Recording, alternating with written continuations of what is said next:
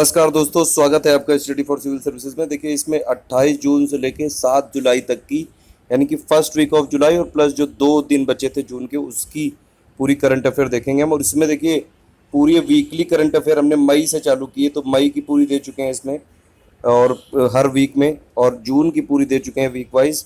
और पहले वीक की होती है, जैसे जुलाई का फर्स्ट वीक है इस बार, तो इसमें 9 दिन की करंट अफेयर है ये। इसमें देखिए पूरा डेटा लिया हुआ है पीआईबी से, यानी कि प्रेस इन्फॉर्मेशन ब्यूरो से, घटना चक्र से, प्लस ई दृष्टि से, plus Dainik Jagran current affair है ये टोटल।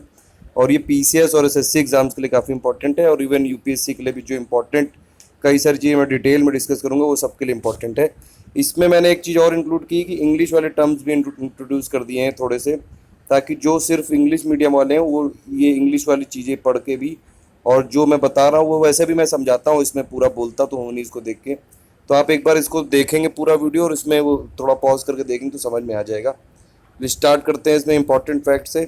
सबसे पहली और मोस्ट इम्पॉर्टेंट न्यूज़ थी कि जीएसटी लागू हो गया है। 1 जुलाई 2017 से ये इम्प्लीमेंट कर दिया गया है पूरे इंडिया में, और ये 22 स्टेट में एक साथ आ गया था। और इसके लिए 30 जून की मिडनाइट को, यानी कि 12 बजे के बाद, ये पूरा फंक्शन हुआ था ये पार्लियामेंट के केंद्रीय कक्ष में, यानी सेंट्रल हॉल में हुआ था ये एक समारोह। और उसमें राष्ट्रपति, प्रेसिडेंट और पीएम ने एक साथ बटन दबाकर जीएसटी लॉन्च किया। जीएसटी के ऊपर मैं अभी एक वीडियो बताऊंगा, उसमें जो इंपॉर्टेंट क्वेश्चन होंगे वो दूंगा, लेकिन अभी के लिए आप ये जरूर याद रखें कि जीएसटी बिल को इंट्रोड्यूस किया गया था 122nd कॉन्स्टिट्यूशनल अमेंडमेंट बिल के थ्रू, और ये जब पास हो गया तब इसको बोला गया 101 कॉन्स्टिट्यूशनल अमेंडमेंट एक्ट। ठीक है, तो बिल कौन सा था ये? 122nd। अब इसमें 122nd है और 101 एक्ट क्यों है? क्योंकि कुछ बिल एक्ट में नहीं कन्वर्ट हो पाए, इसलिए। तो इसलिए जो कॉन्स्टिट्यूशनल बिल है उसकी संख्या ज़्यादा रहती है हमेशा, क्योंकि वो हर बिल एक्ट में कन्वर्ट नहीं हो पाता है। तो ये दोनों चीज़ें याद रखिएगा कि GST 122nd constitutional amendment bill के थ्रू लाया गया था, और ये जब फाइनली एक्ट बन गया तो ये कौन सा एक्ट बना? कॉन्स्टिट्यूशनल अमेंडमेंट एक्ट 101 ये बना है, यानी कि संविधान संशोधन अधिनियम 101 द्वारा लाया गया जीएसटी। उसके बाद ये जीएसटी के लागू होते ही 22 स्टेट में चुंगी जो चेक पोस्ट होते हैं वो ख़त्म कर दिए गए, यानी कि बॉर्डर कॉमर्शियल टैक्स जो होते हैं, टैक्स चेक पोस्ट पे, वो 22 स्टेट पे एबॉलिश कर दिए गए जीएसटी के रिलॉट के बाद। देखिए, जीएसटी सबसे लास्ट में, वैसे तो जब जीएसटी इम्प्लीमेंट हुआ था 1 जुलाई को, उसके बाद 4-5 दिन बाद 5 जुलाई को फाइनली जम्मू कश्मीर में जो लेजिस्लेटिव असेंबली है, वहाँ की विधानसभा, उन्होंने भी ये मंजूरी दी कि जीएसटी जम्मू कश्मीर में भी लागू किया जाएगा। तो अगर ये क्वेश्चन आ जाएगा कि अंतिम जो राज्य है, जो लास्ट स्टेट है जीएसटी को पास करने वाला इंडिया का, वो है जम्मू कश्मीर। पहला वाला कौन सा था आप बताइए, मैं बता चुका हूँ पहले। नेक्स्ट क्वेश्चन है, ये इतना इंपॉर्टेंट नहीं है। उड़ीसा में नई बड़ी रेल लाइन को मंजूरी प्रदान की गई, यानी कि देखिए यहाँ पे ब्रॉड गेज लाइन बनाई जाएगी जयपुर से लेके नवरंगपुर तक उड़ीसा में। अब इसमें एक चीज़ ये है कि जो broad gauge, standard gauge, narrow gauge, ये क्या होता है? देखिए, नैरो गेज जो अगर इंडिया में देखें तो 3 टाइप की रेल लाइन होती है। एक होता है नैरो गेज, एक होता है स्टैंडर्ड, और एक होता है ब्रॉड गेज। अब इन तीनों के फैक्ट वाली चीज़ें आपको जरूर याद रखनी चाहिए स्टेट पीसीएस और पीएससी के लिए। इंडिया में जो ब्रॉड गेज होता है, ब्रिटिश ने इंट्रोड्यूस किया था, उसके हिसाब से आप देखें तो 1676 मिलीमीटर होता है, यानी कि 1.676 मीटर। स्टैंडर्ड का तो मतलब वही ये किलोमीटर हो गया, सॉरी 1.676 ये मीटर होगा, हाँ। ब्रॉड गेज हो गया 1.676 मीटर, स्टैंडर्ड हो गया 1 मीटर, और नैरो कितना हो गया? 0.762 मीटर, या फिर 762 मिलीमीटर। तो ठीक है, ये है इंपॉर्टेंट इसमें। तो रेल मंत्रालय के बीच में उड़ीसा में, मतलब जयपुर और नवरंगपुर के बीच में नई रेल लाइन बिछाई जाएगी, और वो भी ब्रॉड गेज होगी। इतना इम्पोर्टेंट नहीं है इसमें, ये 50-50% होगी रेल मिनिस्ट्री की और उड़ीसा गवर्नमेंट की, 3 साल में पूरी करेंगे। नेक्स्ट है इसमें, उड़ीसा में क्विक रिस्पांस मिसाइल का परीक्षण किया गया। ये 3 जुलाई को किया गया चांदीपुर उड़ीसा लॉन्च कॉम्प्लेक्स से। और ये जो मिसाइल है, ये हवा में ये 25 से 30 किलोमीटर तक की दूरी का लक्ष्य को भेदने में सक्षम है। मतलब ये कुल मिला के, पहली बात तो ये देखिए इंग्लिश में भी लिखा हुआ है, इसीलिए मैंने क्यू और ये मिसाइल है। देखिए, ये नोट्स है राजकुमार जी के, नाम लेना भूल गया मैं उनका शुरू में, ये वही बनाते हैं हिंदी में नोट्स। और हम मिलके, मैं और राजकुमारी बनाते हैं, फिर मैं इसको पूरा डिकोड करता हूँ। इंग्लिश वाला वर्जन मैंने इसमें इंक्लूड किया है। तो ये जो क्विक रिस्पांस मिसाइल है, ये एक्चुअली शॉर्ट रेंज मिसाइल है, और ये सबसे बड़ी बात है, ये इंडिजिनसली डेवलप्ड है, इंडिया ने डेवलप की है। शॉर्ट रेंज और क्विक रिस्पांस मिसाइल है, क्विक रिएक्शन मिसाइल है, सॉरी क्विक रिएक्शन मिसाइल है ये। सरफेस टू एयर मिसाइल है, QRSAM, यानी कि quick reaction surface to air missile है। और ये टेस्ट फायर की जा सकती है। ये इसका जो स्ट्राइक रेंज है 20 से 30 किलोमीटर का है, और ये कैपेबल है कई सारे मल्टीपल टारगेट को एक साथ इंगेज करने में। ये इससे रिलेटेड इंपॉर्टेंट फैक्ट थे। नेक्स्ट क्वेश्चन है, इसमें कल्पक्कम रिएक्टर बनेगा भारत का अक्षय ऊर्जा पात्र। देखिए, अक्षय ऊर्जा का मतलब है, पौराणिक कथाओं में कहा जाता था कि अक्षय पात्र का मतलब होता है जहाँ से कभी भोजन खत्म नहीं होता है। वैसे ही यहाँ पे बोला गया कि ये न्यूक्लियर जो एनर्जी काफ़ी देर तक प्रोड्यूस करता रहेगा। कल्पक्कम रिएक्टर है कहाँ पे लोकेटेड है? चेन्नई में लोकेटेड है ये। और अगर आप देखें प्रोफेशनल न्यूक्लियर एनर्जी, ये ब्रीडर रिएक्टर से करने वाला इंडिया दूसरा कंट्री बनने जा रहा है रशिया के बाद। तो ये काफ़ी हिस्टोरिकल ये है यहाँ पे अचीवमेंट इंडिया के लिए। तो यही इसमें बताया गया कि FBR से व्यावसायिक उत्पादन करने वाला भारत दूसरा देश बनेगा रशिया के बाद। अभी फास्ट न्यूक्लियर जो रिएक्टर है सिर्फ रशिया में है, रूस में है ये। यही मैंने बताया कि आपको अक्षयपात का मतलब होता है जहाँ से खाना खत्म नहीं होता है, वैसे यहाँ से ऊर्जा खत्म नहीं होगी। और इंडिया जैसे ये रिन्यूएबल एनर्जी, न्यूक्लियर एनर्जी की तरफ काफ़ी ज़्यादा बढ़ रहा है। अभी इंडिया ने करीबन कुछ 30 कोल प्लांट भी बंद कर दिए। तो ये सब कुल मिला के क्लाइमेट चेंज की डायरेक्शन में ही कदम है ये। नेक्स्ट है, इसमें नेशनल बुक ट्रस्ट की एक योजना है, उसका नाम है हर हाथ एक किताब योजना। देखिए, ये जो स्कीम है ये नेशनल बुक ट्रस्ट लाया है, और नेशनल बुक ट्रस्ट में ये जो स्कीम है हर हाथ एक किताब योजना, इसमें एक्चुअली क्या है, इसमें नेशनल बुक ट्रस्ट में ये क्या होगा कि स्नैपडील के थ्रू कर रहा है। स्नैपडील में लोग पैसे जमा करा सकते हैं। एक एग्रीमेंट हुआ है मिनिस्ट्री ऑफ HRD और स्नैपडील के बीच में कि अगर आप स्नैपडील में डायरेक्ट पैसे देंगे तो ये जो NBT है ये कुछ 23% का डिस्काउंट दे रहा है बुक में। तो जो लोग चाहें कि ये बच्चों को मतलब मदद पहुंचाना चाहें तो वो डायरेक्ट स्नैपडील में पैसे दे सकते हैं, और NBT उसमें 23% का डिस्काउंट देगा बुक्स में, और स्नैपडील फिर पहुंचाएगा उनको। 6 से 12 साल के बच्चों के लिए है ये योजना। तो योजना के तहत एक साधारण विधि से बच्चों को लोग पुस्तकें दान कर सकते हैं, और इसीलिए इसका नाम है हर हाथ एक किताब योजना। ठीक है।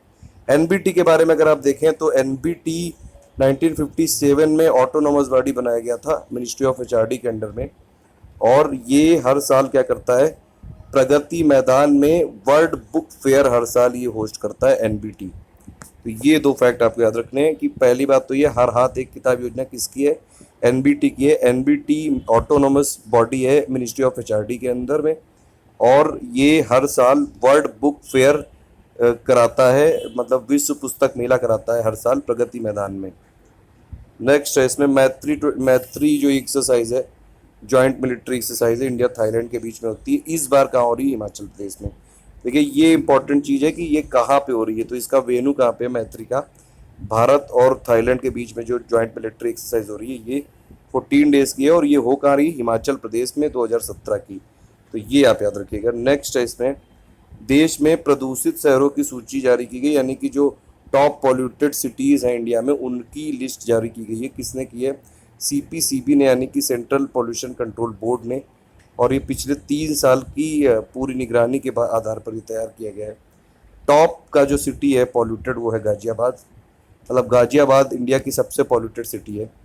सेकंड नंबर पे इलाहाबाद है, थर्ड नंबर पे बरेली है, फोर्थ पे है दिल्ली, फिफ्थ पे है कानपुर, 6 पे है फिरोजाबाद, 7 पे आगरा है, 8 पे अलवर, 9 पे गजरोला, और 10th पे जयपुर। और एक बात इसमें सबसे नोट करने वाली ये है कि जो टॉप 10 पॉल्यूटेड सिटी हैं इसमें, उसमें से 7 तो यूपी के ही हैं। टॉप 5 में भी अगर आप देखिए, टॉप 5 में भी 3 तो यूपी के ही हैं इसमें। तो ये आप याद रख सकते हैं इसमें। और देश के जो 5 टॉप पॉल्यूटेड सिटी हैं उसमें से नाइट्रोजन डाइऑक्साइड स्प्रेड होने के मामले में दिल्ली टॉप पे है, मतलब दिल्ली में काफ़ी ज़्यादा नाइट्रोजन डाइऑक्साइड है। एक चीज़ में ये है कि ये बताया गया इस रिपोर्ट में टॉप पॉल्यूटेड लिस्ट ये सिटीज़ की में कि PM10 काफ़ी ज़्यादा बढ़ता जा रहा है, यानी कि पार्टिकुलेट मटेरियल जो साइज 10 वाले होते हैं वो बढ़ता जा रहा है। और उसका जो प्राइमरी रीज़न है वो तो व्हीकल पोल्यूशन है, लेकिन उसके अलावा भी कुछ रीज़न है। कंस्ट्रक्शन डस्ट फैलता है, जैसे रोड साइड डस्ट फैलता है, सैंड पार्टिकल जो आ जाते हैं डिजर्ट एरिया से। तो ये सब कुछ रीज़न है PM10 पार्टिकल ज़्यादा बढ़ने के, उनका जो कंसनट्रेशन है वो ज़्यादा बढ़ने के। और इसके लिए एक 42 स्टेप एक्शन प्लान भी लाया गया है, जिसमें सबसे पहले तो ये कि व्हीकल पोल्यूशन को कंट्रोल करा जाएगा, उसके लिए स्टेप्स लिए जाएंगे। और दूसरी बात ये कि BS6 के लिए, जैसे अभी बोल दिया है गवर्नमेंट ऑफ इंडिया ने, कि BS6 को अब लीव फ्रॉग कर देंगे, मतलब BS5 नहीं आएगा, डायरेक्ट BS4 के बाद BS6 आएगा 1 अप्रैल 2020 से। ये है इसमें इंपॉर्टेंट चीज़ें। टॉप जो 10 सिटीज़ हैं यूपी के, उसमें से 7 हैं ये यूपी के, देख लीजिए आप। एक गाजियाबाद हो गया, इलाहाबाद हो गया, कानपुर हो गया, आगरा हो गया 4, और ये 5 हो गए, 6 हो गया, अलवर तो नहीं है, ये गजरोला। तो 7 हैं इसमें, 7 यूपी के हैं ये। नेक्स्ट है इसमें एक, देखिए अभी पिछली बार जो एक स्कीम आई थी गिव इट अप, LPG में आई थी, तो उसको काफ़ी ज़्यादा सक्सेसफुल रही। तो इस बार गवर्नमेंट एक स्कीम ला रही, गिव इट अप। ऐसा बोलते हैं, मतलब जो रेलवे मिनिस्ट्री वो क्लेम करती है कि कोई भी हम लोग जब टिकट कराते हैं तो उसमें से 43% हमको सब्सिडी मिलती है, जो पैसेंजर ट्रेन में हम लोग चलते हैं, चाहे वो AC में हो, चाहे नॉर्मल हो, चाहे स्लीपर हो, चाहे किसी में भी। तो अब ये लोग बोल रहे हैं कि अब सबको ऑप्शन मिलेगा। रेलवे एक जो सब्सिडी का स्लैब है उसको सरेंडर करने के लिए ऑप्शन देगी कि आप 50% कर दो या 100% कर दो। आपने देखा होगा जब आप IRCTC से टिकट बुक कराओ तो ये लिखा रहता है कि आपके जो ट्रैवल का 43% देश की जनता करती है। लेकिन मुझे ये नहीं समझ में आता है कि देश की जनता ये गिव इट अप सिर्फ रेलवे में ही क्यों करे। ये जो MPs को इतनी सारी चीज़ें मिलती हैं, मेंबर ऑफ पार्लियामेंट को, जैसे पार्लियामेंट में जो कैंटीन पे सब्सिडी दी जाती है वो क्यों नहीं ये लोग गिव इट अप कर देते हैं।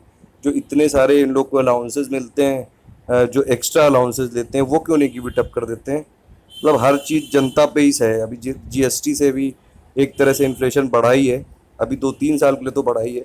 लॉन्ग टर्म में भले ही वो ये जो स्टेप है काफ़ी फ्रूटफुल हो सकता है GST वाला, लेकिन अभी शॉर्ट टर्म में तो एक तरह से देखिए, आप आपने देखा भी होगा कई सारे खाने पीने वाली जो चीज़ें हैं उसके रेट तो बढ़े ही हैं। ये है, मतलब अब गिव इट अप फिर से आ गई है रेलवे के लिए, जो LPG के लिए थी, अब इसके बाद रेलवे के लिए आएगी। 2 चीज़ें हैं इसमें स्लैब है कि या तो आप 50% सब्सिडी छोड़ सकते हो या 100%। अभी बोलते हैं कि 43% जो हमारा कॉस्ट है वो ये रेलवे बियर करती है, और उसका इसको 30,000 करोड़ से ज़्यादा लॉस भी हो जाता है। लेकिन अगर देखिए, अगर अगर आप देखें, इसमें मैं कैलकुलेशन देख रहा था न्यूज़ की, इसकी जो इसकी न्यूज़ आई थी कि अगर सेकंड AC का आप देखें, इसमें एक जगह की कैलकुलेशन दी हुई थी, उसकी टिकट का रेट था 1500, अगर आप सब्सिडी छोड़ दो तो हो जाएगा 2600। तो मतलब 3,000 रुपये में तो एयर ट्रैवल ही हो जाता है। तो अगर ये सब्सिडी से हटा दी जाएगी, वैसे भी इसमें जो एक डायनामिक प्राइस इंक्लूड किए उसकी वजह से शताब्दी के किराए काफ़ी बढ़ गए हैं, तो ये तो फिर आदमी रेल से चलेगा ही क्यों, फिर तो एयर ट्रैवल ही कर सकता है थोड़ा बहुत 200-400 रुपये और लगा के। तो ये वाली चीज़ भी सोचनी चाहिए। मतलब जैसे गवर्नमेंट इंडस्ट्रीज़ के इतने सारे लोन माफ़ कर देती है, इतने 5-5 लाख करोड़ के, बैंकों का जो NPA उसको कुल मिला के माफ़ी कर रहे हैं क्योंकि वो वसूल तो पा नहीं रहे हैं। बस ये कॉमन मैन जो है उसके ऊपर एक तरह से हर तरह से ये लोग प्रहार कर रहे हैं कि अब ये गिव इट अप कर दो, ये गिव इट अप कर दो। सब मंत्री और जो MLA हैं वो कुछ नहीं गिव इट अप करते हैं।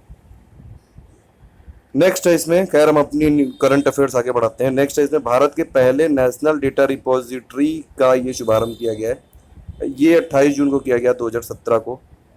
देखिए ये डेटा बैंक बनाया गया है, और ये जो इसका पर्पज़ है कि एक कंट्री का नेचुरल रिसोर्स का डेटा के लिए पूरा बैंक बनाना। तो सरकार ने तेल एवं गैस उत्खनन के लिए, और जिससे इसमें डेटा कहाँ का रखा जाएगा, पेट्रोलियम एक्सप्लोरेशन और प्रोडक्शन का, तो उन सब के लिए बनाया जा रहा है नेशनल डेटा रिपोजिटरी। नेक्स्ट है इसमें, देश की सबसे तेज 4G मोबाइल सेवा देने वाली कंपनी बनी है जियो। रिलायंस जियो ने सही बात तहलका मचा दिया है पूरे इंडिया में, और बाकी जो टेलीकॉम कंपनी बहुत ज़्यादा वो चलती थी पहले, कुल मिला के देखिए नेट के रेट कम कर दिए। आज इंटरनेट हर आदमी एक्सेस कर सकता है।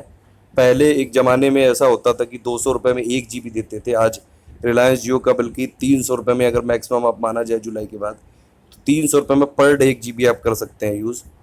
काफ़ी ज़्यादा मतलब जियो ने तो रिवोल्यूशन लाया इंडिया में। तो Reliance Jio emerges as fastest 4G mobile network in June. Airtel last place पे है, जबकि इसकी जो बंदी है एयरटेल की, वो हमेशा क्लेम करती है, आपने देखा होगा काफ़ी फेमस है वो, हमेशा इन लोगों के एडवर्टाइज में क्लेम किया जाता है एडवर्टाइज में एयरटेल के कि ये लोग नंबर 1 पे हैं। जियो नंबर 1 पे है, इसकी जो औसत एवरेज डाउनलोड स्पीड है 18.8 Mbps है। वोडाफोन की 12.2 समथिंग। थर्ड पे आइडिया और सबसे लास्ट में एयरटेल है, सबसे घटिया है मतलब एयरसेल। ये अगर आप फास्टेस्ट 4G मोबाइल नेटवर्क के हिसाब से देखेंगे, एयरटेल की सर्विसेज वैसे भी दिन ब दिन बेकार होती जा रही हैं। नेक्स्ट है इसमें, भारत ने अपने आप को एवियन इन्फ्लुएंजा से मुक्त किया, मुक्त देश घोषित किया, बर्ड फ्लू से मुक्त देश घोषित कर दिया 6 जुलाई को। और ये किसने किया? एग्रीकल्चर मिनिस्ट्री ने किया है। देखिए ये दो चीज़ें हैं इसमें, एक H5N8 है और H5N1 है। तो इससे अब ये नहीं हो रहा है, मतलब इंडिया में मतलब रिपोर्ट किए गए थे कई सारे ये इन्फ्लुएंजा के आउटब्रेक अक्टूबर 2016 से लेके फरवरी 2017 तक। अब इससे इंडिया ने अपने आप को फ्री कर दिया H5N1 से और H5N8 से। ये दोनों ही बर्ड फ्लू के टाइप्स हैं। देखिए H5N1 क्या है? ये एक टाइप ऑफ इन्फ्लुएंजा वायरस है H5N1, बहुत ज़्यादा इन्फेक्शियस है ये, और ये रिस्पिरेटरी डिसीज़ होती है बर्ड में, और इसको बोलते हैं एवियन इन्फ्लुएंजा। तो ये एवियन इन्फ्लुएंजा यानी बर्ड फ्लू H5N1 भी है और H5N8 भी है, दोनों याद रखिएगा। H5N1 और H5N8 मतलब दोनों के जो ह्यूमन में होने के अक्रेंस काफ़ी ज़्यादा कम रहते हैं, ये भी इसमें लिखा हुआ है। तो कुल मिला के ये आपसे पूछा सकता है कि भारत ने अभी लेटेस्ट अपने आप को किस डिसीज़ से फ्री किया है, डिक्लेयर किया है फ्री, तो वो है H5N1 H5N8 bird influenza, bird flu या फिर एवियन इन्फ्लुएंजा। नेक्स्ट इसमें है, देखिए देश में गरीब नवाज कौशल विकास केंद्र की स्थापना की जाएगी, 100 जिलों में किया जाएगा। और मेन इसका जो पर्पज़ होगा, जो माइनॉरिटीज़ हैं इंडिया में, जैसे इंडिया में 6 माइनॉरिटीज़ हैं, आपको पता ही होगा, आप लोग स्मार्ट हैं इतने, ये मुस्लिम्स, क्रिश्चियन, जैन, सिख, बुद्ध और पारसी। तो ये 6 हैं इसमें इंडिया में माइनॉरिटीज़। इन्हीं के लिए किया गया है गरीब नवाज कौशल विकास केंद्र बनाए जाएंगे 100 जिलों में। अब मिनिस्ट्री ऑफ माइनॉरिटी अफेयर्स ही बनाएगी इसमें, और इसमें जो माइनॉरिटी के यूथ है उनको स्किल डेवलपमेंट की ट्रेनिंग प्रदान की जाएगी, शिक्षा प्रदान की जाएगी कौशल विकास की, उनको सपोर्ट किया जाएगा। नेक्स्ट है इसमें, देखिए मिनिस्ट्री ऑफ पावर ने 2 चीज़ें अभी लॉन्च की हैं। पहली बात तो ये एक मेरिट ऐप है उसको, और प्लस एक ई बिडिंग पोर्टल है उसको लॉन्च किया है। ये दोनों ही मिनिस्ट्री ऑफ पावर ने लॉन्च किए हैं। तो ये क्वेश्चन जरूर आ सकता है कि एक मेरिट ऐप और ई बिडिंग जो पोर्टल है किसने किया है? ये किया है मिनिस्ट्री ऑफ पावर ने। और इसका बेसिक पर्पस क्या है कि ये जो ई बिडिंग पोर्टल है ये और मेरिट ऐप, ये जो यूटिलाइजेशन होता है डोमेस्टिक कोल का IPP में अगर आप देखें, उसमें ये रिड्यूस करेगा इसमें जो ये पावर जनरेशन की कॉस्ट होती है उसको, और प्लस ऑप्टिमम यूटिलाइजेशन को प्रमोट करेगा। तो बेसिक बात इसमें याद रखने वाली है कि मेरिट ऐप और ई बिडिंग जो पोर्टल है वो मिनिस्ट्री ऑफ पावर ने किया है ऑप्टिमम यूटिलाइजेशन के लिए और कॉस्ट कटिंग के लिए। नेक्स्ट है इसमें NMCE यानी कि नेशनल मल्टी कमोडिटी एक्सचेंज, और इंडियन कमोडिटी एक्सचेंज यानी कि ICES, ये दोनों मर्ज होके एक जो बनेगा एंटिटी, वो भारत का ये तीसरा सबसे बड़ा, नहीं वर्ल्ड का ये मतलब ये जो ये NMCE और ICEX के बाद बनेगा, ये तीसरा सबसे बड़ा कमोडिटी एक्सचेंज बन जाएगा। ये इंडिया का होगा, ये सबसे बड़ा, ये तीसरा सबसे बड़ा कमोडिटी एक्सचेंज बन जाएगा। और एक्सचेंज ये, बल्कि ये जो एंटिटी बनेगी ये वर्ल्ड की पहली ऐसी होगी एंटिटी जहाँ पे डायमंड के फ्यूचर भी कॉन्ट्रैक्ट किए जाएंगे। डायमंड के जो देखिए फ्यूचर एक होता है जैसे फ्यूचर इंडेक्स, फ्यूचर को प्रेडिक्ट करके उसमें करते हैं ये ट्रेडिंग। तो ये पहला ऐसा एक्सचेंज बनेगा जहाँ पे डायमंड के फ्यूचर भी कॉन्ट्रैक्ट में लाए जाएंगे, ठीक है। नेक्स्ट इसमें ये जो वाइस प्रेसिडेंट के चुनाव भी होने वाला है अभी, ये होगा अगस्त में होगा ये। अब उसके लिए अधिसूचना जारी कर दी गई है। देखिए बाकी तो इतने इम्पोर्टेंट फैक्ट नहीं है, जो इम्पोर्टेंट फैक्ट वो ये है कि देखिए अब जो वाइस प्रेसिडेंट बनेंगे नए, उनके लिए जो इलेक्टोरल कॉलेज होगा उसमें पूरे MPs होंगे, यानी कि member of parliament from Lok Sabha और राज्यसभा दोनों के, इसमें इलेक्टेड और नॉमिनेटेड दोनों MP वोट कर सकते हैं वाइस प्रेसिडेंट की वोटिंग के लिए। दूसरी बात ये कि वाइस प्रेसिडेंट के इलेक्शन के लिए एटलीस्ट 20 इलेक्टर चाहिए जो उसके प्रपोजर बने, और 20 इलेक्टर चाहिए जो उसके सेकेंडर बने, और हर ऐसा कैंडिडेट जो वाइस प्रेसिडेंट के लिए चुनाव लड़ना चाहता है उसको 15,000 रुपये सिक्योरिटी डिपॉजिट करना पड़ेगा रिजर्व बैंक ऑफ इंडिया में। तो ये है इसमें, ये इंपॉर्टेंट बात याद रखने वाली है। नेक्स्ट है इसमें वन महोत्सव मनाने के लिए पौधारोपण अभियान स्टार्ट किया गया। देखिए ये 5 जुलाई 2017 को किया गया और ये अभियान 1 महीने तक चलेगा। ये जो अभियान है ये आप देखें इसमें तो दिल्ली के रामलीला पार्क ये से चलाया जाएगा, सीसी कॉलोनी मॉडल टाउन में। वन महोत्सव मनाने की शुरुआत हुई थी 1950 में, डॉक्टर के.एम. मुंशी ने स्टार्ट किया था, उस टाइम के एक एग्रीकल्चर मिनिस्टर थे। तो इतना इम्पोर्टेंट ये भी नहीं दिल्ली से चालू, ये मैंने देखा कई जगह से चालू कर रहे हैं। ट्री प्लांटिंग जो मिशन है, ट्री प्लांटेशन मिशन है, ये वही लिखा हुआ है इसमें इंग्लिश में। फिर ये नेक्स्ट है EPFO ने टाई अप किया है 5 बैंकों के साथ जो ये PF के ड्यूज़ है उनके कलेक्शन के लिए। 5 बैंकों के नाम लिखे हुए हैं, ये ICICI, HDFC, एक्सिस, कोटक और बैंक ऑफ बड़ौदा। इनसे जो पेंशन और बीमा से संबंधित मसले हैं उनको शामिल किया जाएगा, और प्लस इससे सेविंग भी होगी करीबन 125 करोड़ की। नेक्स्ट है इसमें, ये काफ़ी इंपॉर्टेंट है मुझे लगता है एग्ज़ाम के लिए, जैसे जिज्ञासा एक करके स्कीम है। जिज्ञासा ये मिनिस्ट्री ने गलत लिख दी थी, यहाँ पे मिनिस्ट्री होगी ministry of science and technology, और ये है विद्यार्थी और वैज्ञानिक संपर्क कार्यक्रम का शुभारंभ किया गया है। मतलब कि स्टूडेंट साइंटिस्ट कनेक्ट प्रोग्राम है जिज्ञासा, और इसमें अगर आप देखें ये करीबन 1151 केंद्रीय विद्यालय कनेक्ट किए जाएंगे 38 CSIR लेबोरेटरी के द्वारा, और इसमें टारगेट किया जा रहा है 1 लाख स्टूडेंट को और 1000 टीचर को एनुअली। बेसिक इसमें ऑब्जेक्टिव यही कि स्टूडेंट को साइंटिस्ट के और ज़्यादा क्लोजर लाया जाए, ताकि जो भी कक्षा में सिखाई जाती हैं चीज़ें, क्लासरूम में सिखाई जाती हैं, उनको योजनाबद्ध तरीके से उन पे अनुसंधान प्रयोगशाला में मतलब पूरा एक्सपेरिमेंट करके समुचित रूप से जोड़ा जा सके। तो ये है जिज्ञासा, स्टूडेंट को साइंटिस्ट के साथ कनेक्ट करके कि जो भी आप क्लासरूम में जैसे ये आपके प्रैक्टिकल्स होते हैं उससे सब चीज़ें एकदम कोऑर्डिनेट की जा सके।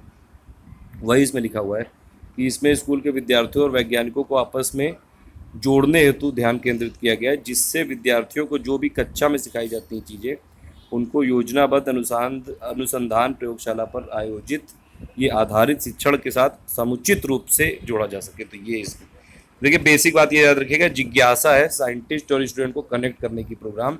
इसको किस मिनिस्ट्री ने किया था? Start ministry of science and technology ने। नेक्स्ट है इसमें कमिट, एक नया ये प्रोग्राम है, नया प्रशिक्षण प्रोग्राम है। इसको कौन करेगा? Ministry of personnel public grievance and pensions. Basically इसमें ट्रेन किया जाएगा स्टेट गवर्नमेंट ऑफिशियल्स को। कमिट का फुल फॉर्म है comprehensive online modified modules on induction training. देखिए इसका ऑब्जेक्टिव क्या है कि जो लोग पब्लिक सर्विस में रहते हैं उनको इम्प्रूव करना और उनको ऐसा बनाना कि वो लोग सिटीजन सेंट्रिक हो सकें, और इसीलिए मतलब जो लोग सिटीजन से डे टू डे डील करते हैं पब्लिक ऑफिसर्स, उनको ट्रेन किया जाएगा इसमें कमिट, ये आप याद रख सकते हैं। तो कमिट ये ट्रेनिंग प्रोग्राम है स्टेट गवर्नमेंट ऑफिसर्स को ट्रेन करने के लिए। तो इसमें वही लिखा हुआ है कि सार्वजनिक जो सेवा वितरण तंत्र में सुधार करना है, मतलब पब्लिक सर्विस डिलीवरी मैकेनिज्म को इम्प्रूव करना है, और अधिकारियों की कार्य क्षमता में वृद्धि करनी है, मतलब जो कैपेसिटी बिल्डिंग करनी है कुल मिला के ऑफिशियल्स की, वो और ऐसे लोगों की करनी है जो सिटीजन से डे टू डे डील करते हैं। 2017-18 में 6 राज्यों में स्टार्ट किया गया, ये किया जाएगा असम में, हरियाणा में, महाराष्ट्र में, तमिलनाडु, तेलंगाना और वेस्ट बंगाल में। और ये जो है ये कार्यक्रम डेवलप किसने किया है? UNDP ने किया है, संयुक्त राष्ट्र विकास कार्यक्रम के सहयोग से किया गया है, DOPT द्वारा। मिनिस्ट्री मैंने ऊपर बता दी। तो ये दोनों चीज़ याद रखिएगा। जो जिज्ञासा है ये ministry of science and technology की स्कीम है, साइंटिस्ट और स्टूडेंट को कनेक्ट करती है। ये कमिट क्या है? ये स्टेट गवर्नमेंट ऑफिशियल्स को ये कैपेसिटी बिल्डिंग करेगा, उनको ट्रेन करेंगे ये लोग। और ये ministry of personnel public grievance and pensions की स्कीम है, और मेन चीज़ें इसमें पब्लिक सर्विस डिलीवरी मैकेनिज्म को इम्प्रूव करना। नेक्स्ट है इसमें वैश्विक साइबर सुरक्षा इंडेक्स जारी किया गया, यानी कि ग्लोबल साइबर सिक्योरिटी इंडेक्स 2017 जारी किया गया। उसमें इंडिया की रैंक आई 23rd। यानी कि देखिए, पहली बात तो ये कि इंडेक्स कोई भी पब्लिश किया जाए तो उसमें इंडिया की रैंकिंग पता होनी चाहिए, प्लस उसको किस इंस्टीट्यूट ने पब्लिश किया है वो पता होना चाहिए। तो ये अब जो है ये ग्लोबल साइबर सिक्योरिटी इंडेक्स 2017 ये मेज़र करता है कि कोई भी नेशन कितना कमिटेड है जो साइबर सिक्योरिटी के लिए अपने आप सुरक्षा करने के लिए। तो ये दूसरी बार इंडेक्स जारी किया गया साइबर सिक्योरिटी इंडेक्स, उसमें इंडिया की रैंकिंग है 23rd, भारत की रैंकिंग है। और भारत को लिस्ट किया गया है मैच्योरिंग कंट्री में। टोटल 165 देश में थे इसमें। इसको करता कौन है? इंटरनेशनल टेली ये अंतर्राष्ट्रीय दूरसंचार संघ, इंटरनेशनल टेली कम्युनिकेशन ये यूनियन ये करता है। और टॉप के देश हैं सिंगापुर नंबर 1 पे, यूएस नंबर 2 पे, मलेशिया और फिर ओमान। तो कोई भी देश कितना कमिटेड है साइबर सिक्योरिटी देने के लिए अपने यहाँ पे, इसको मेजर करता है साइबर सिक्योरिटी इंडेक्स। और दूसरा था ये, और इंडिया की रैंकिंग है 23rd, पब्लिश करता है इसको आईटीओ, ये याद रखना है आपको बस। नेक्स्ट है इसमें संयुक्त राष्ट्र शांति स्थापना ये कोष में इंडिया ने, यानी कि इंडिया ने कंट्रीब्यूट किया है $5 लाख का यूएन पीस बिल्डिंग फंड के लिए। और इंडिया इवन मेंबर भी है पीस बिल्डिंग कमीशन का। जब से ये स्टार्ट हुआ है 2005 से लेके अभी तक $50 लाख दे चुका है इंडिया पीस बिल्डिंग फंड के लिए। तो ये आप याद रख सकते हैं, यूएन पीस बिल्डिंग फंड के लिए। ये पीस बिल्डिंग फंड का मतलब होता है विश्व में जहाँ जहाँ पे अशांति फैली वहाँ वहाँ पे पीस लाना, और वहाँ वहाँ पे वॉर सिचुएशन और ये सब चीज़ें हैं उनको कंट्रोल करना। नेक्स्ट है इसमें गवर्नमेंट ने 10% कस्टम ड्यूटी लगाने की घोषणा की है जो इंपोर्ट करेंगे मोबाइल उन पे।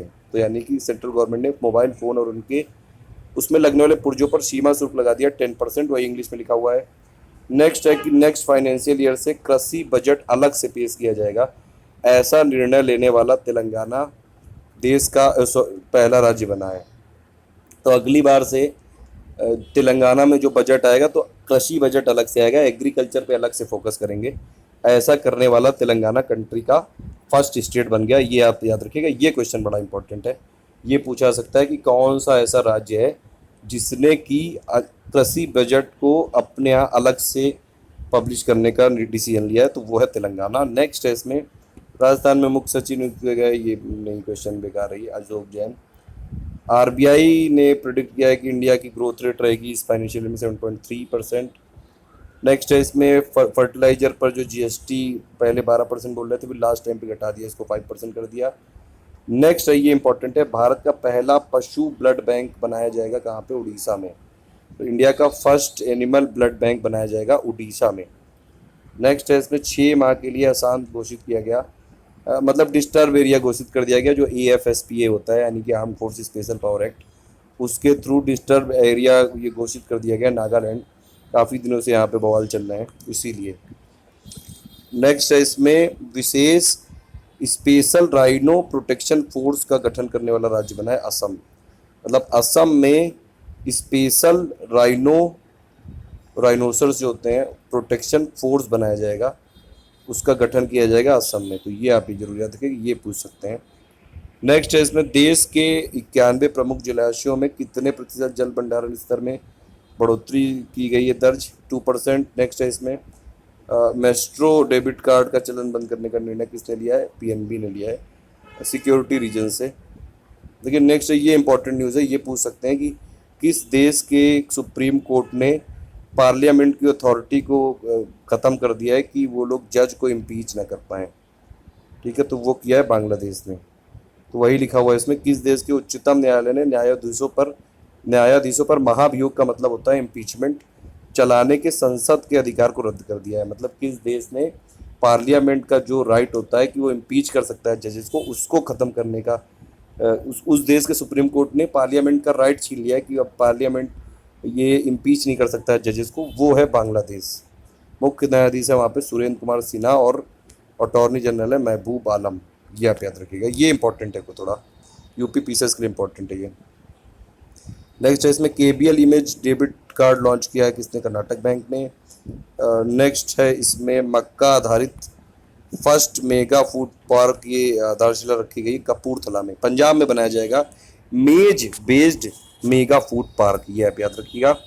नेक्स्ट है इसमें बेस्ट इंटीग्रेटेड स्टील प्लांट के लिए प्रधानमंत्री ट्रॉफी प्रदान किसको की गई? टाटा स्टील को। टाटा स्टील अब तक ये 10 बार ट्रॉफी जीत चुका है।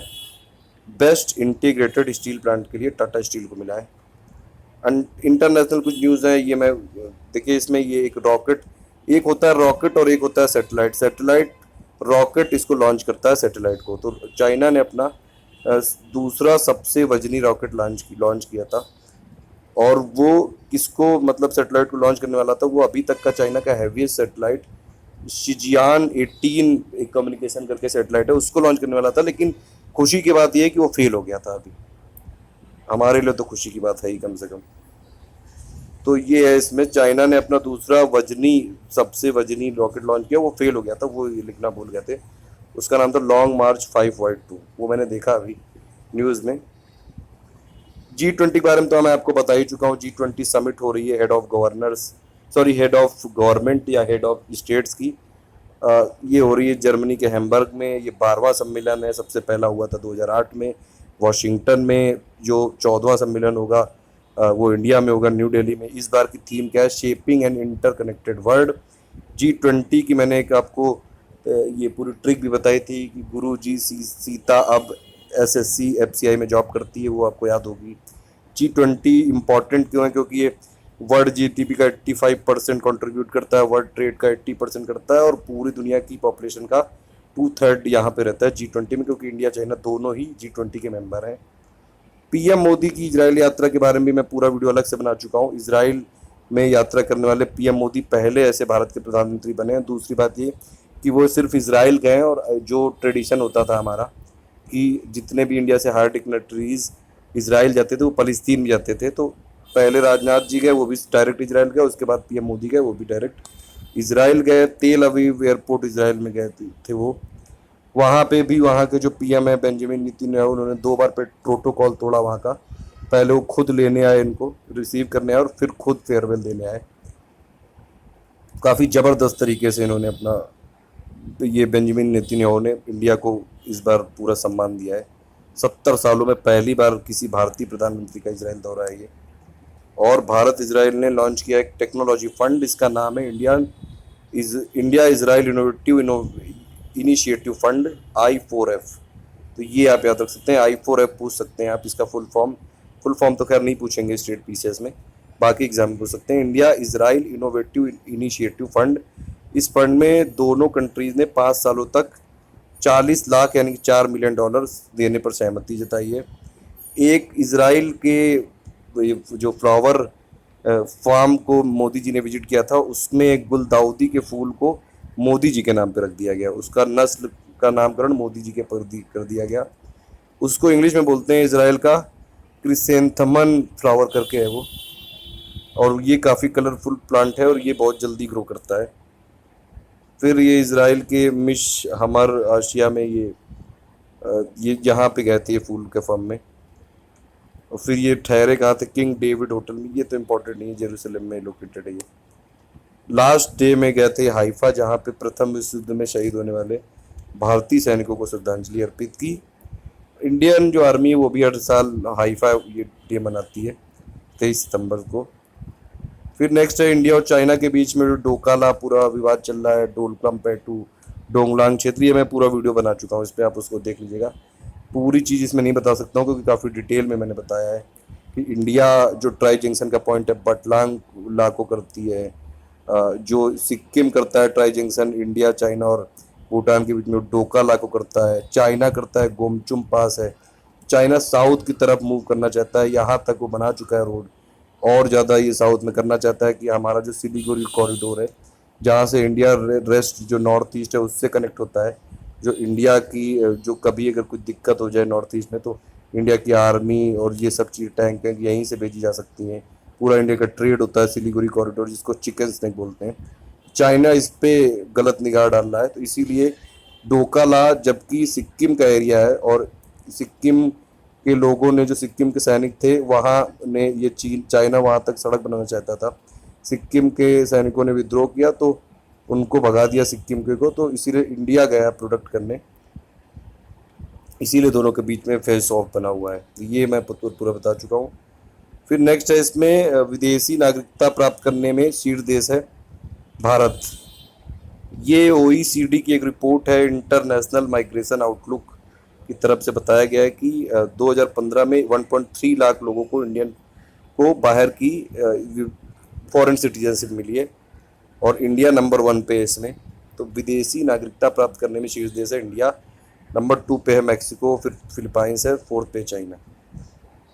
ब्रिक्स की जो एजुकेशनल मिनिस्टर की बैठक हुई है कहाँ पे, बीजिंग में, प्रकाश जावड़ेकर गए थे इंडिया की तरफ से, 5th बैठक हुई है। और भी जो कुछ ब्रिक्स की मंत्रियों की बैठक हुई वो भी चाइना में हुई है। किलो पावर एक परियोजना है, नासा का ये पहल है, नासा ने स्टार्ट की है ये।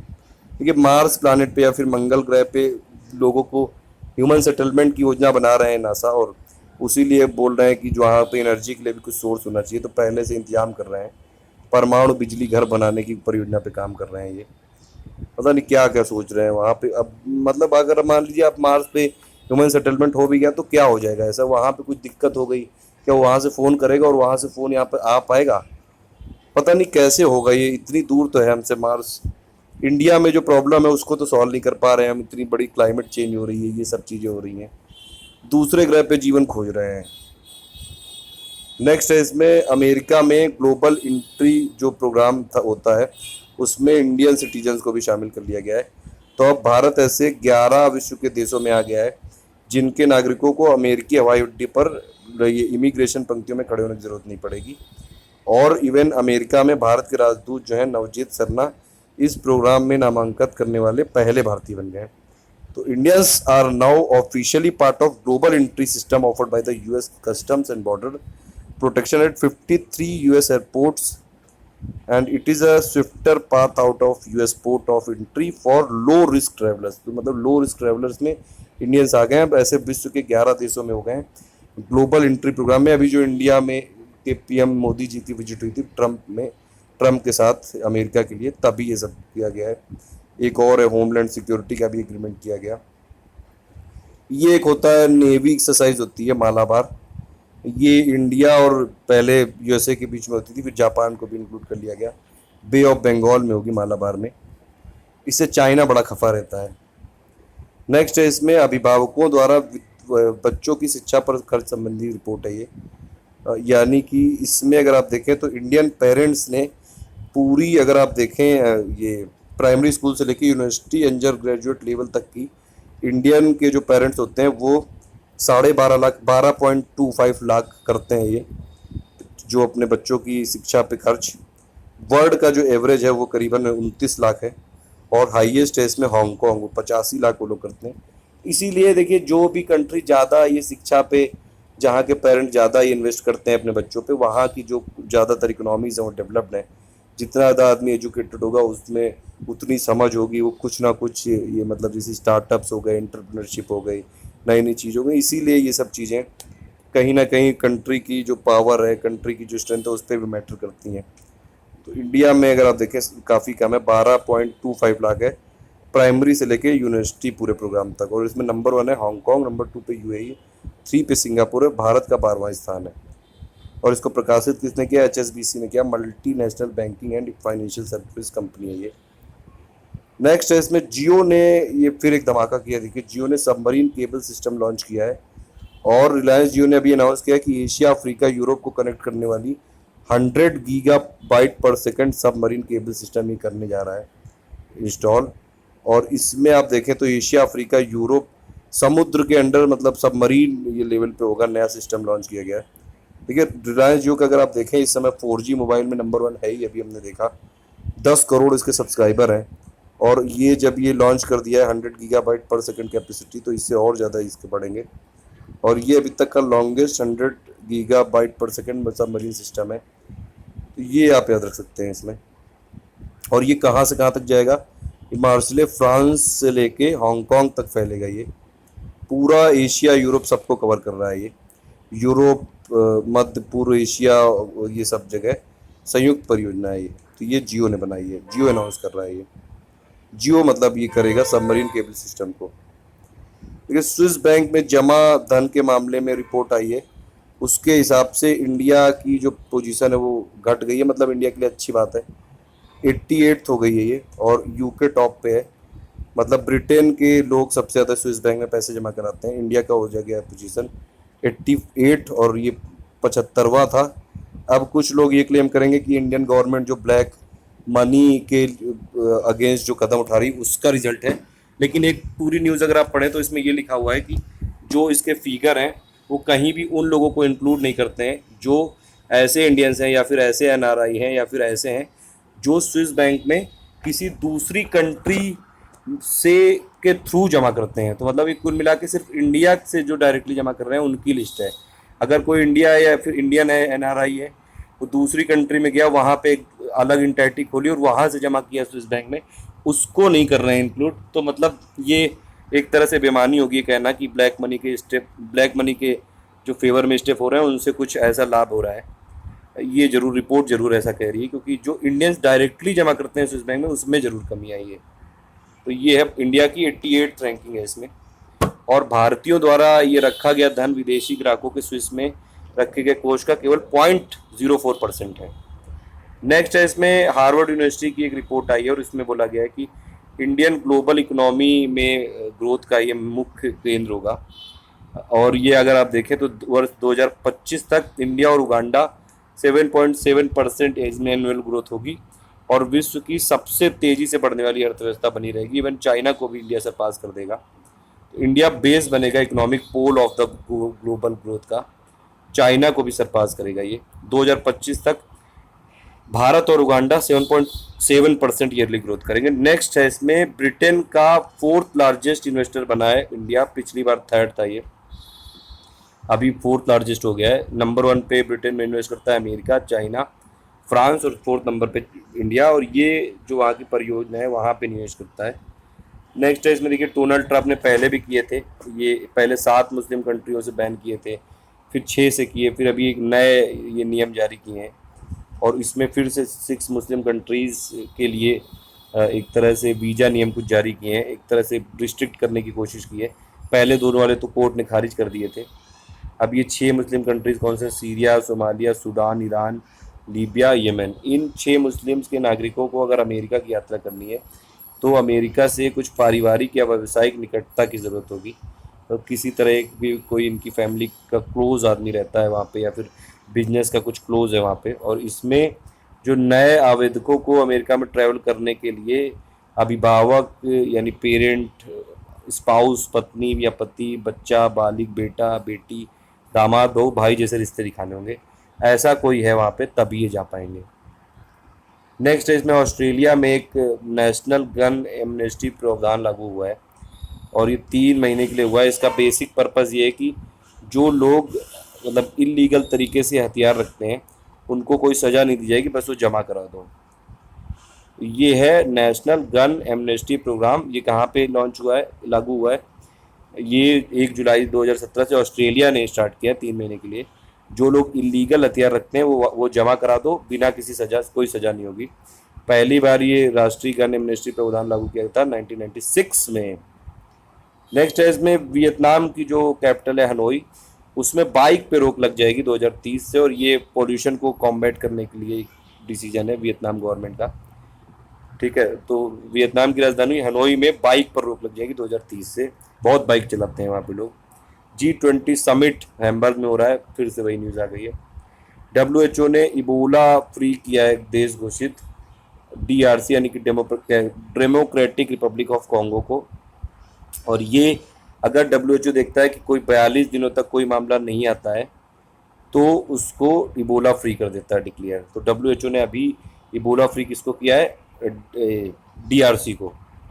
नेक्स्ट है इसमें यूनाइटेड किंगडम में पुलिस बल द्वारा प्रारंभ आपातकालीन, देखिए ये मतलब वर्ल्ड की oldest emergency services phone number है जिसका नंबर है 999 हेल्पलाइन नंबर, और ये विश्व का पहला आपातकालीन नंबर है और इसकी 80th वर्षगांठ मनाई गई। तो वही लिखा हुआ है इसमें कि 999 the world's oldest emergency services phone number turns 80 years. Next है इसमें देखिए ब्रेग्जिट हो रहा है, मतलब ब्रिटेन यूरोपियन यूनियन से एग्जिट हो रहा है। ठीक है, उसी हिसाब से अगर आप देखें उसमें अब ये ब्रिटेन है वो फिशरीज़ कन्वेंशन से भी बाहर निकल जाएगा। उसकी घोषणा की है। अभी तक ये 5 कंट्रीज़ को अलाउ करता था, 5 कंट्री के फिशरमैन को अलाउ करता था कि वो भी यूके के वाटर्स में ऑपरेट कर सकते थे। अब ये ब्रिटेन उस एग्रीमेंट से हट रहा है कि मतलब अब ब्रिटेन अपना पूरा वाटर का खुद यूज़ करेगा। तो ये लोग ऐसा क्लेम कर रहे हैं कि अब इनकी जो फिशिंग इंडस्ट्रीज़ है उनको वो और ज़्यादा प्रमोट होगी, उन और ज़्यादा उसका ट्रेड बढ़ेगा, तो और ज़्यादा ग्रो करेगी वो। तो फिशरीज कन्वेंशन से बाहर निकलने वाला देश कौन सा बना है? United kingdom, because of Brexit. फिर ये सेम सेक्स को अभी मैंने बताया था आपको, ताइवान ऐसा पहला एशिया का कंट्री बना जिसने लीगलाइज कर दिया। सबसे पहले बना था नीदरलैंड, जिसने पूरी दुनिया में सबसे पहले सेम सेक्स मैरिज को लीगलाइज किया था। सबसे पहला एशिया बना ताइवान। जर्मनी ने भी अभी कर दिया। यूनेस्को में देखिए, यूनेस्को ने किस स्थान को विश्व पुस्तक राजधानी 2019 के रूप में मान्यता दी? शारजाह। ये वो वाला शारजाह नहीं है, ये अलग है ये। तो ये आप याद रख सकते हैं, ये शारजाह है ये। मतलब ये 2000, देखिए ये पूरी 4 ये ईयर की लिस्ट दी हुई है जो ये विश्व पुस्तक राजधानी है, वर्ल्ड बुक कैपिटल है। तो ये देखिए 2016 में कौन था? 2016 में था रोकले, पोलैंड का सिटी। फिर 2017 में इस बार का कौन सा है? कोनाक्री है ये, रिपब्लिक ऑफ गिनी का। 2018 में होगा एथेंस, ग्रीस का। 2019 में होगा शारजा, यूएई का। ठीक है, तो ये आप याद रख सकते हैं इसमें। नेक्स्ट है इसमें ये जो यूएनएससी है, ये संयुक्त राष्ट्र सुरक्षा परिषद ने अभी ये जो दारफुर करके एक जगह है, यहाँ से सूडान में ये, अब यहाँ से जो पीस कीपिंग जो यहाँ पे इनकी फोर्सेस हैं उनको कम करने की घोषणा की है।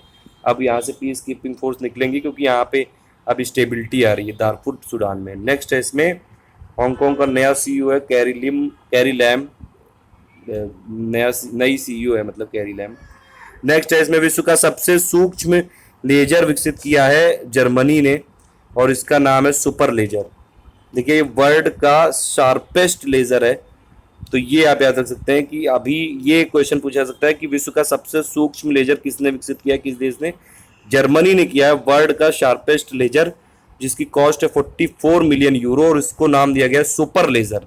ये 10 गुना पावरफुल है किसी दूसरे लेजर से जो पूरी दुनिया में इस समय प्रेजेंट है, और ये हेल्प करेगा और एरोनॉटिक्स में, पावर में और ऑटोमोटिव इंडस्ट्री में। तो सुपर लेजर या फिर विश्व का सबसे सूक्ष्म लेजर या फिर वर्ल्ड का शार्पेस्ट लेजर, ये कौन विकसित किया है? किसने? जर्मनी ने। नेक्स्ट है इसमें वैज्ञानिकों ने किस स्थान से जुरासिक काल के प्राचीन और लुप्त टी रेक्स श्रेणी के मगरमच्छ के अवशेष प्राप्त किए? मेडागास्कर से। नेक्स्ट है इसमें इंडिया जॉर्डन व्यापार एवं आर्थिक संयुक्त समिति की 10वीं बैठक जॉर्डन में हुई है। नेक्स्ट है इसमें, देखिए अभी मैंने बताया था अभी आपको ये जो ब्रिक्स के जो हेल्थ मिनिस्टर हैं, जो कल्चरल मिनिस्टर हैं, उनकी बैठक भी चाइना में, वो कहाँ पे? तियानजिन में। नेक्स्ट है इसमें वियतनाम ने इंडियन ऑयल के सौदे की समय सीमा बढ़ा दी 2 साल के लिए। रोमानिया के नए प्रधानमंत्री नियुक्त किए गए, मिहाई तुदोसे। नेक्स्ट है इसमें कुछ एग्रीमेंट्स की बात है, इसमें नारकोटिक्स ड्रग्स एग्रीमेंट हुआ है, इंडिया थाईलैंड के बीच में हुआ है, और इसमें नारकोटिक्स ड्रग्स को कंट्रोल करने में हेल्प करने के लिए, कॉपरेशन बढ़ाने के लिए, नशीले पदार्थ और उनके जो रिलेटेड हैं केमिकल्स, उनको रोकने में मदद मिलेगी। तो नारकोटिक्स ड्रग्स कंट्रोल के लिए समझौता हुआ इंडिया थाईलैंड में। नेक्स्ट है इसमें यूएस और इंडिया ने अभी होमलैंड सिक्योरिटी सहयोग पर मंजूरी प्रदान की है, मतलब इंडिया की कैबिनेट ने, समझौता हुआ था इंडिया और यूएसए के बीच में, और इस समझौते से इंडिया और यूएसए के बीच जो बायलैटरल संबंध है वो और ज़्यादा बढ़ेंगे, और इसमें साथ ही जो दोनों देश हैं इंडिया यूएस, उसके बीच में होमलैंड सुरक्षा वार्ता के लिए जो 6 और सब ग्रुप्स हैं उनको भी मदद मिलेगी। नेक्स्ट, और ये इसमें वही लिखा हुआ है कि सीनियर लेवल एक्सचेंज हो रहा है इंडिया और यूएस के बीच में, और इसमें जो स्ट्रेटेजिक होमलैंड सिक्योरिटी पार्टनरशिप हुई है उससे ये इन्वेस्टिगेशन में कॉपरेशन बढ़ेगा, कैपेसिटी बिल्डिंग में, ये सब में है। ठीक है, नेक्स्ट है इसमें इंडिया में राज्यों के विकास के लिए $10 बिलियन की ये सहायता देगी एडीबी, यानी कि एशिया डेवलपमेंट बैंक। गुजरात में सड़कों के निर्माण के लिए $329 मिलियन अमेरिकी डॉलर दिए जाएंगे, एआईआईबी यानी कि Asian infrastructure investment bank. Next है इसमें सेंट्रल गवर्नमेंट और एडीबी ने राजस्थान से में सड़क संपर्क बढ़ाने के लिए ये समझौता किया है, एशियन डेवलपमेंट और बैंक और इंडियन गवर्नमेंट ने। और इसमें राजस्थान में जो राज्य राजमार्ग हैं उसमें कनेक्टिविटी में सुधार के लिए दक्षता और सुरक्षा के लिए $220 मिलियन के ऋण पर समझौता हुआ है। फिर एडीबी और यूपी गवर्नमेंट के बीच में भी समझौता हुआ है। 8 प्रमुख जो जिला मार्ग हैं उनको इसमें बनाया जाएगा, निर्माण किया जाएगा। उसका निर्माण कार्य 2017 से 24 तक चलेगा। बाकी आप इसमें देख सकते हैं, जो इंपॉर्टेंट पॉइंट है वो बताता जा रहा हूँ। नेक्स्ट इसमें कुछ अपॉइंटमेंट है। देखिए जो सीईसी है, मतलब मुख्य चुनाव आयुक्त हैं, अब वो नए बन गए अचल कुमार ज्योति, और ये 21वें हैं। ये नसीम ज्योति को इन्होंने रिप्लेस किया है। संविधान के भाग 15 में जो आर्टिकल 324 क्लॉज 3 है, उसमें सीईसी यानी कि मुख्य चुनाव आयुक्त और जो अलग चुनाव आयुक्त हैं उनकी नियुक्ति की शक्ति दी है राष्ट्रपति को। देखिए इसके मामले में अभी एक न्यूज़ भी आई थी कि अभी सुप्रीम कोर्ट ने केंद्र सरकार को लताड़ा भी है कि आप कोई ऐसा लॉ क्यों नहीं बता रहे हो कि जिसमें पूरे सब चीज़ें क्लियर हो कि मुख्य चुनाव आयुक्त को कौन अपॉइंट करेगा, मतलब किस प्रोसेस को थ्रू किया जाएगा। लॉ नहीं बना है अभी तक, सिर्फ ये लिखा हुआ है कि प्रेसिडेंट अपॉइंट करेगा। तो प्रेसिडेंट अपॉइंट करेगा मतलब कि सेंट्रल गवर्नमेंट जो रिकमेंड करेगी प्रेसिडेंट को वही तो अपॉइंट करेगा। तो ये एक तरह से कुल मिला के सेंट्रल गवर्नमेंट के हाथ में है। तो ये ऑटोनॉमस जो बॉडी होनी चाहिए, जो ऑटोनॉमी होनी चाहिए, उसको ये रिस्ट्रिक्ट कर रही है। तो इसीलिए सुप्रीम कोर्ट ने बोला सेंट्रल गवर्नमेंट से कि आपको एक लॉ बनाना चाहिए था, अभी भी बना लो, अभी भी टाइम है। इंडिया में नए अटॉर्नी जनरल बन गए हैं, के वेणुगोपाल, और ये मुकुल रोहतगी को रिप्लेस कर रहे हैं। यानी कि अटॉर्नी जनरल का जो आर्टिकल है वो है 76। फिर एनडीआरएफ यानी कि नेशनल डिजास्टर रिस्पांस फोर्स के नए महानिदेशक बने संजय कुमार। इन्फोसिस के स्वतंत्र निदेशक बने D Sundaram. Larsen and Toubro के नए सीईओ बने एसएन सुब्रमण्यम। आईटीबीपी के 29 प्रमुख बने आरके पचनंदा। टाटा ग्लोबल बेवरेजेस के चेयरमैन बने एन चंद्रशेखरन। ये इतना इंपॉर्टेंट नहीं है। आईआईटी खड़गपुर के संजीव गोयनका। नेक्स्ट है इसमें कुछ प्राइजेस के नाम दिए हुए हैं। The Queen's Young Leaders Award, ये किसको प्रदान किया गया है? अर्जुन मिश्रा को।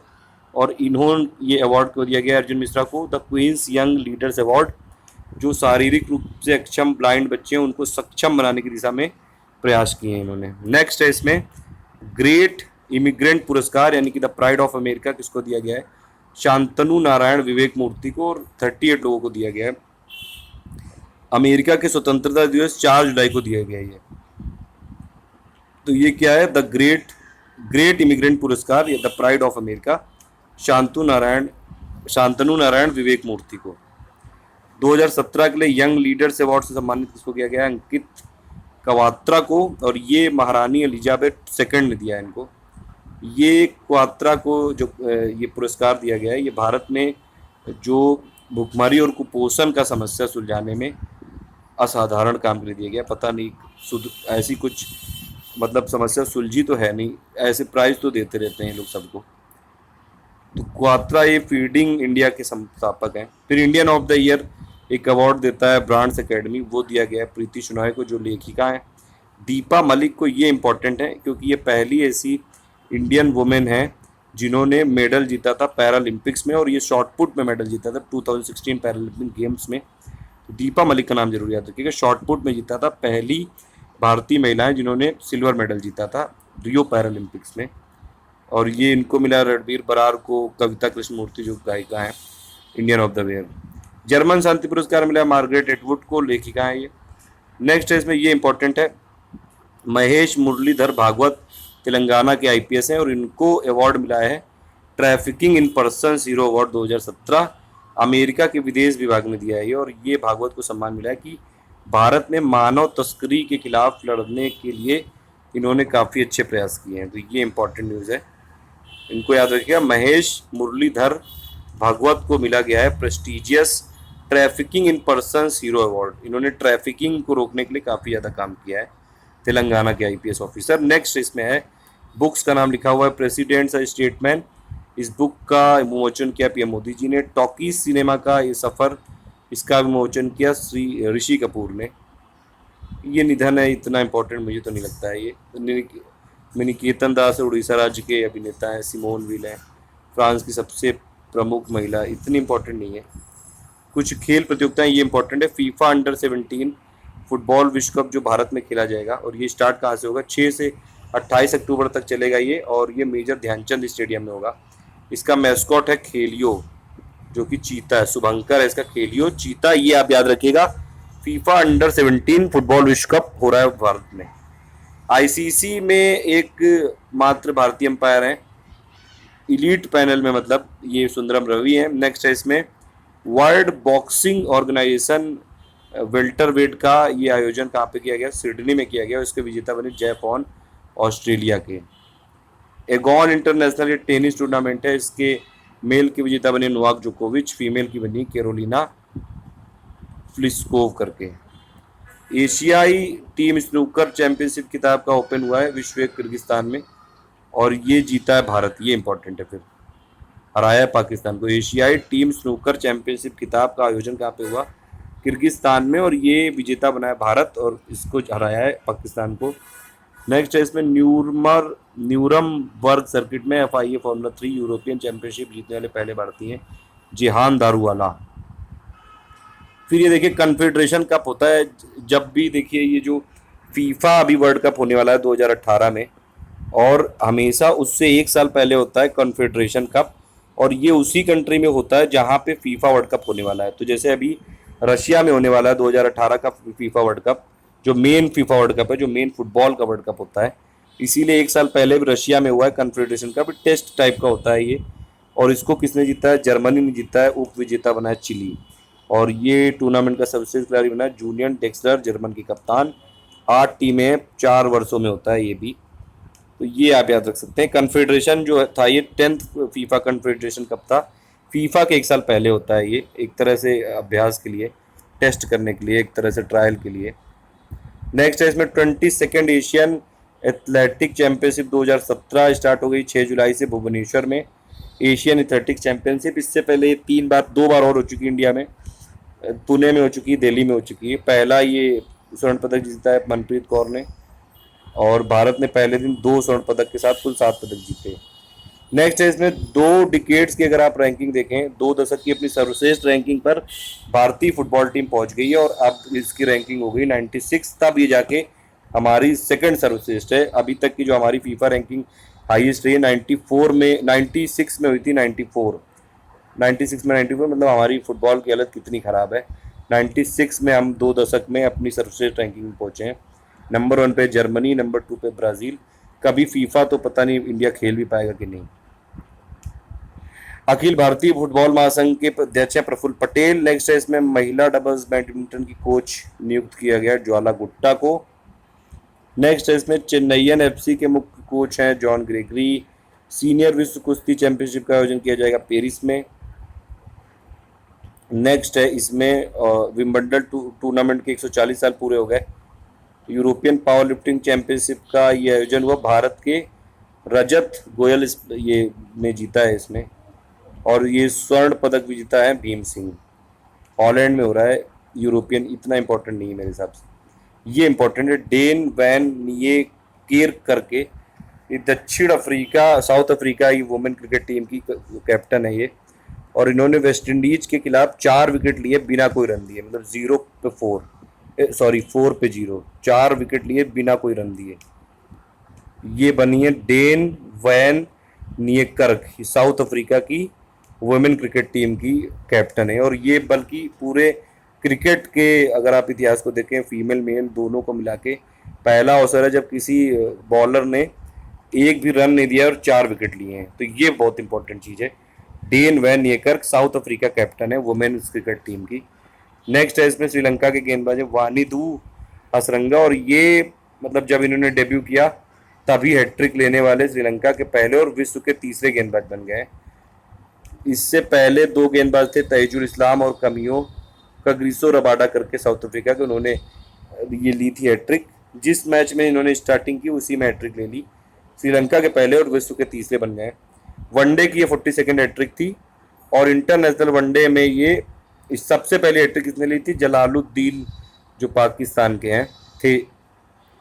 नेक्स्ट इसमें इंपॉर्टेंट डेज दिए हुए, लास्ट है ये 1 जुलाई होता है इंटरनेशनल डे ऑफ कोऑपरेटिव्स, यानी कि अंतर्राष्ट्रीय सहकारिता दिवस। इसकी थीम है cooperatives ensure no one is left behind, यानी कि ये है इसकी थीम। यूएनओ ने 1923 में जुलाई के पहले शनिवार को पहला विश्व सहकारिता दिवस मनाया था। 1 जुलाई को मनाते हैं इंटरनेशनल डे ऑफ कोऑपरेटिव्स। इस बार की थीम क्या थी, cooperative ensures no one is left behind. Last है इसमें खेल प्रतियोगिता, 11वीं विश्व टीम शतरंज चैंपियनशिप 2017 की संपन्न हुई, खाती मांसिस्क रशिया में हुई है, और इसमें रशिया, चीन को मिला है स्वर्ण, रजत मिला है रूस को, कांस्य मिला है पोलैंड को। इंडिया की पुरुष और महिला टीम 4th स्थान पर रही विश्व टीम शतरंज चैंपियनशिप 2017 में। तो ये हो गई पूरी करंट अफेयर, ये हमने समरी ली है प्लस इंफॉर्मेशन ब्यूरो का जो हिंदी वर्जन होता है वहां से, प्लस घटना चक्र से, प्लस ई दृष्टि से, प्लस दैनिक जागरण से राजकुमार जी ने नोट्स बनाए और ये पूरा 9 दिन की न्यूज़ थी। अब हमने देखिए मई से लेके पूरा चालू किया है, तो मई की पूरे दे चुके हैं, एक अलग प्लेलिस्ट बनी है उसमें आप देख सकते हैं। जून की एक अलग प्लेलिस्ट बनी है, उसकी भी मैं इस वीडियो के डिस्क्रिप्शन में दे दूंगा। तो मई की आप अलग से करंट अफेयर देख सकते हैं, जून की अलग। अब ये जुलाई की अलग से प्लेलिस्ट बना दूंगा, उसमें ये कर दूंगा। तो जुलाई का पहला वीडियो हो गया, दूसरा आएगा सेकंड वीक के एंड पे, तीसरा आएगा थर्ड वीक के एंड पे, चौथा फोर्थ वाले पे। और उत्तर प्रदेश के लिए पूरा करंट अफेयर यूपी पीसीएस का जो एग्जाम है 24 सितंबर को, उसके लिए करंट अफेयर मैंने एक प्लेलिस्ट बनाई, current affair for UP PCS, UP PSC 2017 prelims, वो वाली फॉलो कर लीजिएगा, उसमें पूरी करंट अफेयर्स मिल जाएगी। और उत्तर प्रदेश सिर्फ स्टेट स्पेशल की अलग करूंगा, ठीक है। Thank you for listening, please do like and share.